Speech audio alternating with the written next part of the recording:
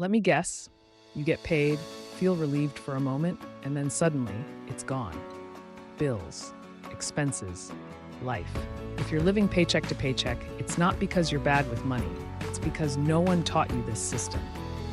Welcome to the Confidence Code, where we build money confidence, not money stress. Today, I'll show you how to stop living paycheck to paycheck, even if your income feels average.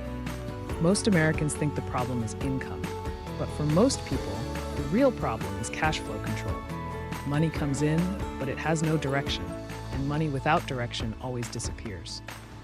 Here's the first shift. Stop treating your paycheck like spending money. Treat it like a plan. The moment money hits your account, it should already know where it's going. Savings, bills, investing, spending. Clarity beats willpower, every time. Living paycheck to paycheck usually hides here. Rent too high, car too expensive, subscriptions stacking quietly. Fixed expenses should not steal your future. If they do, no raise will ever feel like enough. It's not the big purchases. It's the daily habits.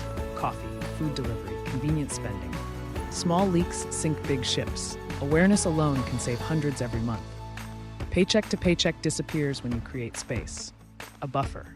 Even one extra paycheck saved changes how you think, spend, and breathe. Confidence grows in that gap. Without savings, every problem becomes a crisis. With savings, problems become temporary. This is where paycheck living ends and control begins. Stop asking, why don't I have enough money? Start asking, where is my money going? That question alone changes your financial future. You don't need a massive raise to stop living paycheck to paycheck.